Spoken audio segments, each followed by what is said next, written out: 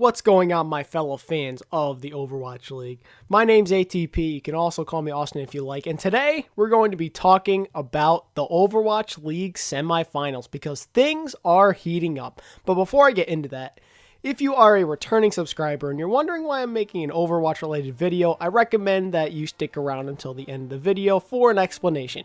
But now, without wasting any more time, let's talk about some Overwatch, shall we? So, as everyone knows, things kicked off on Wednesday night for the first matches of the semifinals between the LA Valiant and the London Spitfire, and the New York Excelsior and the Philadelphia Fusion, and things are looking insane because both of the, I guess you could say, underdogs are up 1-0 in their series against the higher seeded teams, the two teams with the best records in the Overwatch League, LA Valiant and New York Excelsior. So to see both of the underdog teams, at least record-wise, go up 1-0 definitely caught me off guard, especially with the Fusion and the Excelsior series, just because the Excelsior is just such a better team, at least in most people's eyes. So I honestly expected this one to be 2-0 Excelsior, but instead we're in a situation where they are in a hole and they got to climb their way back out of it. The Valiant and the Spitfire is not quite as surprising because, first off, these two teams have always played each other very tough every single time in the Overwatch League.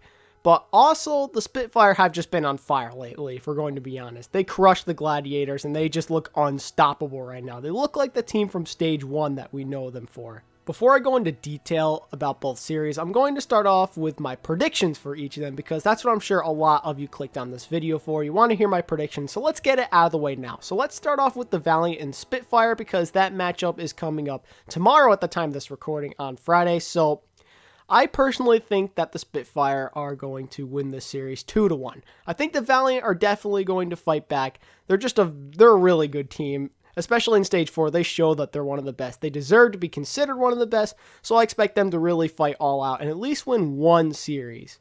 But in the end, I think the Spitfire will take this series because they've just been on fire. They look like they're on a whole nother level right now.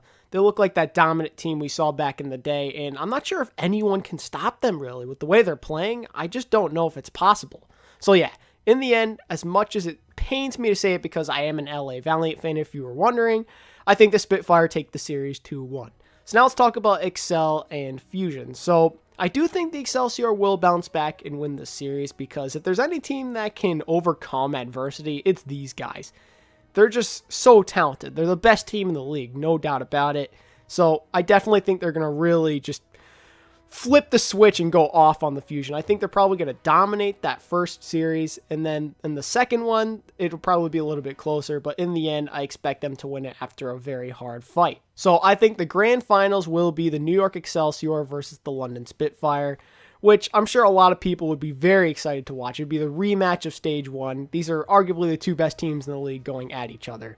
So now let's go into a little bit more detail about both series and talk about what key things need to get done for every team to win. So let's go back to LA Valiant versus London Spitfire because that is the first matchup to happen. So if the Spitfire want to beat the LA Valiant, they need to just keep doing what they're doing, if I'm going to be honest. They can close out the series if they just keep dominating the way they have. Everyone just needs to keep popping off, and I honestly don't expect that to change because they just seem to have figured something out. I don't know what happened to them, but they figured something out this meta, and it's been working out real well for them. I especially noticed it with the DPS. I think, first off, Bird Ring looks like the old Bird Ring from Stage 1, but also Prophet has been going off on Hanzo. He looks like one of the best Hanzos in the league right now, and Prophet's just one of the best DPS players in the world, I think. He's just so consistent. The Spitfire can always depend on him to get some key kills. Also, the tank line, Fury and Gesture have looked incredible. Like, Fury especially, he has just been playing out of his mind over the last 3 series. Like, the 2 against the Gladiators and then the 1 game against the Valiant. He has just been a monster. He hasn't been dying at all, really. He's been getting a bunch of kills. He's been eating ultimates left and right. He looks like a freaking god. He's proving that he's one of the best off tanks in the world. And then, of course, we know Gesture is already one of the best main tanks, and he's just been very disruptive. That's one thing I noticed with the game on Wednesday night against the Valiant. He was all over the place. He was always in Soon's face while he was on the Widowmaker. He never let him get comfortable and set up shop. He was always right there in his face to make his life so difficult. And that's what you got to do against a guy like Soon. When Soon gets it going, he's a monster. He always seems to hit the shots, especially in Stage 4 and a little bit of stage 3. He's been really just getting better and better on that Widowmaker. And he's also been disrupting the healers as well. I think he's just been doing a great job of being a nuisance to both Kariv and Custa. And of course, Badoshin, he's one of the more consistent Zen players. He's looked pretty decent on the Roadhog. And Nuss has been a very pleasant surprise as well. He's been playing pretty well in the Mercy, I'll admit it. He hasn't been dying as much as he used to. He's just been playing very smart overall. And I think that's one of the big reasons why the Spitfire have had so much success, because Nuss is just playing better. If the Spitfire were to end up losing this series, I think it would be in one of two ways. One, I think they just play very poorly all of a sudden. They're just ice cold. Somehow, some way, the magic is just gone. But also, there is a possibility that the Valiant just up their game and they just play a lot better. They outplay the Spitfire. I think, if anything, the first thing I said is more likely. It could be a combination of the two, where the Spitfire fall off a little and the Valiant just play more clutch. But I honestly don't see a lot of situations in which the Spitfire end up choking this away. I honestly think they've got this. And like I said, that really hurts me as a Valiant fan to say that, but it's the truth in my opinion. So now let's talk about LA Valiant. And I really think they're starting to regret winning the Pacific Division now and getting that first round bye, because they looked kind of cold, if you asked me, especially at the beginning. I think that's part of the reason they lost the first couple of maps. They were still kind of warming up. Like, obviously, they were playing scrims and stuff throughout their off time, but it's not quite the same thing as playing on stage. The Spitfire were ready to go. They were very warmed up. They had to make an incredible comeback against the Gladiator, so they're ready to go. But I think the Valiant had a very slow start, and I think you'll see them perform better on Friday. But will it be enough? I'm not too sure. Let's talk about the things they could possibly do to get themselves back in the series. What mistakes did they have to stop making? So the problem that I found to be very, and I mean like painfully obvious, was how much the supports were struggling in this series. Like, Custa, for one, I think was dying a little too much. But two, both Custa and Kariv had some very questionable ultimates being used throughout all of the maps. I think there was one in particular on Hanamura where Gesture was kind of like pressuring Custa. I forgot who it was. I'm pretty sure it was Gesture, but someone was pressuring Custa, and then he Valked, and there was basically no fight going on. So the Spitfire got Valkyrie out for basically nothing when a fight wasn't even going on. I think that was definitely a big mistake. Kariv had some iffy transcendences at times as well, so that's something they definitely have to fix. But it's definitely not all their fault, because like I said, Gesture was being a pest. This guy was all over that support line. He made their lives a nightmare. So maybe that just means that Fate and Space have to protect their supports a little bit more. I think that's one thing they definitely have to work on. Maybe then things will be a little bit easier for the supports, and they'll get their mojo going again for them. The other big issue the Valiant need to resolve is having their DPS not start off so cold in a match. Like, Soon and Agilities in those first couple of maps just simply did not look good. They were very cold, especially with Agilities, especially on Junkertown too, now that I think about it. Prophet absolutely bodied Agilities in the Hanzo duel. He did way more damage, he made way more clutch plays.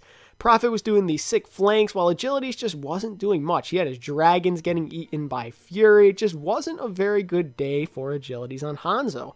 And Soon, he didn't do too bad on the Junkertown map. Him and Birdwing were playing rather passively at times, but Soon's got to hit those shots. And he was doing it at times, but there were other times where he was very cold, and Birdwing was just straight out winning the Widow duel.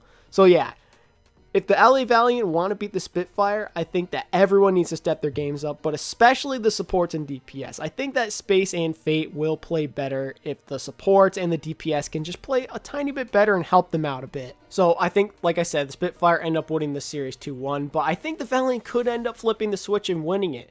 I don't think that it's impossible. It's definitely in the realm of possibilities, but they definitely have their work cut out for them. A lot of mistakes need to be fixed, and they need to be fixed now. And I think they also need a little help from the Spitfire. They need to play a little bit worse than they've been playing lately if the Valiant want to capitalize. So now let's move on to Excelsior versus Fusion, shall we? So, the Fusion and Excelsior. Let me tell you, I did not foresee a situation in which the Fusion were up 1-0 against the best team in Overwatch League. Like, it's just a shocker to me. And honestly, I think the reason that the Fusion just dominated the Excelsior so bad in that first game was because the Excelsior threw. And they threw hard. So let's talk about Excelsior first, since I'm talking about them throwing. So you may be asking, what do you mean they threw? Well, for one, I think the biggest issue was there were times where they were just making some really dumb mistakes by, for example, having Pine and Libero play Tracer on Oasis. That just made zero sense to me. Like, obviously, Oasis is a good Tracer map and everything, but both Libero and Pine are not your Tracer specialists. Sabiobi is the best freaking Tracer in the world. So why is he not playing on Oasis if you're going to be playing a Tracer? Like, Libero and Pine, they're not horrible at Tracer, but they're not exactly what I'd call good either. I'd say Pine's better if you compare him and Libero's Tracer, but both of them are not very good, especially when you compare him to someone like Carpe. Carpe's a fantastic Tracer player. You need someone to counter that like Sabiobi. In all honesty, if I'm the New York Excelsior coach, I play Sabiobi on Oasis. I don't think there's any choice. I think he just gives you more versatility because, for one, like I said, Oasis is a good Tracer map. Sabiobi's the best Tracer in the world. But also, it's not like Sabiobi can't play Widowmaker. He has a very, very serviceable Widow, in fact. It's very consistent. He can hit the big shots. I know that Pine's the star Widow on the team, but Sabiobi can hit the shots too, believe me. That guy's a beast as well on Widow. So, yeah, I think that Sabiobi and Libero would be the DPS combination you want to run on Oasis, just because, again, the versatility. You can have your Tracer and your Widow for Sabiobi, then you have Libero play your Pharah, maybe you can have him play Brigitte, or some other projectile hero that you need, such as Junkrat. They may want to consider changing up the DPS rotation on other maps as well. Like, there might be other maps where you want to have Sabiobi and Libero instead of, like, Pine and Libero or Pine and Sabiobi. You got to figure out the right combo. Like, I'm not saying that Pine isn't versatile, but he's best for his Widow. Like, he can play a little bit of the Genji and stuff. I've seen it, but you mostly want this guy in Widowmaker for the insane shots he hits. So, have him definitely play on a map like Junkertown. I think that him and Libero you definitely want on Junkertown because, for one, you almost always run a Widowmaker, and that's what Pine is good at. And two, you want Libero because he's your projectile specialist. He can play your Junkrat. He's also the best Hanzo on the team. One of the best in the world, in fact. And Hanzo and Widow is like the standard on that map. So that's definitely the combo you want to run on Junkertown. But on other maps, you might want to think about changing it up a little. So yeah, that's like my biggest problem with the Excelsior. I think there were definitely some positioning problems at times, like especially at the beginning on that Dorado attack for Fusion. Arc got caught in the middle of the open twice by Carpe, which just seems like a crime, honestly. Like, Arc dying multiple times, like at the beginning of team fights. This guy is known for like never dying on Mercy, and then he gets bodied twice, like at the very beginning of the game. So Arc definitely probably wants to play a little bit more cautious, a little bit more passive, not do anything too crazy, so we can avoid getting popped in the head by Carpe and even EQO's Hanzo, because he's been playing very well on that hero lately. Even though I am a little bit worried about the Excelsior, I still do think they will pull through and win this series 2-1. Definitely not going to be easy, just like with the Valiant. So now let's move on over to the Fusion and talk about what they need to do to close out this series. So for one, I think the Fusion need to hope that the Excelsior help them out a little bit and just throw. Maybe not as much as they did in the last series, but if they can just help out a little bit, make a few boneheaded plays here and there, I think the Fusion are in good shape. But also, I think that the team needs to just keep doing what they've been doing. Like on DPS, if Carpe and EQO keep popping off the way they have, it's over. Carpe's Widow and Tracer are insane, and then EQO's been playing very well on the Pharah, especially the Hanzo and the Genji too. Their supports have been great as well. Neptuno is making a case to be the best Mercy in the league right now because he doesn't die a lot, just like with Arc and Animo, but he's also one of the most aggressive Mercies I've ever seen, probably the most in the entire world. Like, this guy just gets so many pistol kills. It's an absolute crime, and yet he doesn't die a lot. It's absolutely insane, and he was out healing Arc, the best Mercy in the league, arguably. Like, that's a very impressive feat, if you ask me. Also, Boombox, I think he's a very underrated player. He's always had a solid Zen. I know it's not Jonek level, but it's still very serviceable. His Roadhog he's shown is pretty good as well. And then the tank line for Fusion has looked great. I think that Sato has looked amazing in both the Uprising series and in the Excelsior series so far. And then I think that their off-tanks Hotba and Poco have also looked great. I love that they're incorporating Poco back into the lineup. He is just such a good diva player, and Zarya as well. But also, Hoppa's a real shocker because he isn't just good at diva, but the man can also play Tracer and Zenyatta. We saw him showcase both of those heroes in the Excelsior series, which was just awesome. I love it. Even though I think Excelsior win this series, I wouldn't be shocked if the Fusion end up pulling it off just because they've been playing at a very high level lately. It wouldn't shock me at all. I think that everyone's just been stepping up their game to a whole new level. They look like one of the best teams in the league again, just like at their peak during the Stage 2 finals. And I think that's just about everything I wanted to talk about in both series that are going on currently. So my final prediction is New York Excelsior beat Philadelphia Fusion 2-1, and London Spitfire beat LA Valiant 2-1. And then we have a grand finals between the New York Excelsior and the London Spitfire. So thank you all so much for watching. It means the world to me. Please, please, please hit that like button if you enjoyed. I would very much appreciate it. Also, hit that subscribe button if you're new around here for more Overwatch League content. And yeah, that's just about it. Now I'm going to quickly just go over some things I wanted to talk about with the returning subscribers, and then I'll peace. So for those of you that are here for Dragon Ball / Pokemon Nuzlocke content, don't worry, that stuff isn't going anywhere. It's just I'm going to be making a little bit less of that, and I'm going to be focusing a little bit more on Overwatch content, because Overwatch is my thing. It's my passion. I've been playing it a lot since it came out 2 years ago, and I just adore the Overwatch League. I love talking about it, and I absolutely love watching it with all my heart. So you're going to see a lot more of that here on the channel. I want to do what makes me happy for one, but also I want to try and gain some publicity with Overwatch because I love the game. I love Overwatch League, and I tried making a separate channel for Overwatch. It kind of flopped. It only had like 12 subscribers. And I figure I'll get more publicity here, hopefully, because I have almost 170 subs. So hopefully that'll do something. Who knows, though? I'm hoping it works out. But who knows? If Overwatch flops here, then I'll just go back to Dragon Ball and Pokemon for the most part. But if people are like, hey, dude, just make Overwatch content. We don't care about the other stuff. That's what I'm going to do. I just want to do what's best for me in my YouTube career. I want to get popular. That's what every YouTuber wants to do. It's what I've wanted to do since the very beginning. And even though I love Dragon Ball and Pokemon and stuff, if people say that they want to see Overwatch, then that's what I'm going to deliver to the people. But it could also be the opposite, where all of a sudden I'm a huge Dragon Ball or Pokemon channel. They're like, get rid of the Overwatch and the other stuff and just focus on this. I just want to do what's best for me and the channel. I hope all of you can understand that. Nothing's going to change big time as of right now. Obviously, I changed my name. I guess that's kind of big. But like, nothing in terms of content-wise is really going to change. Just a little bit more of Overwatch and other things added into the mix. That's all.